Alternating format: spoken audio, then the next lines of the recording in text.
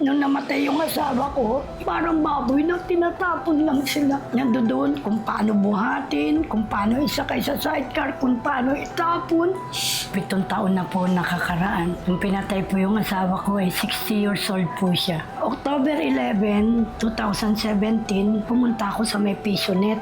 Manonood ako ng 6 na utos. Mamaya-maya, may kumalabit sa akin. Sabi sa akin, Ate Eli, ang daming pulis sa lugar ninyo. Sabi ko, naku, nandun pa naman yung asawa ko. Mamaya-maya, maririnig mo. May armalite, may baril. Lumalaban. O anong lumalaban? Eh wala namang kaming baril na ganon. May narinig akong putok, 2. Sabi ko, hindi pwedeng patayin nyo. Ramdam na ramdam ko.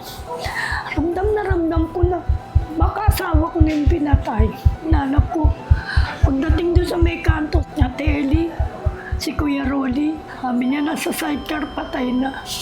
Ang inisip ko, bakit naman nila ginanon yung asawa ko? Wala namang kasalanan at matanda na yun, naglalaba lang, tapos papatayin nila. Kung nakikinig man sa amin ng justisya, sana bigyan ng katarungan pagkamatay ng asawa ko. Ano pong pangalan ng asawa niyo? Rolando Campo po.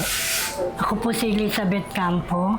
Nakatira po ako sa Tondo, Manila. Ang edad ko po ay 67 na.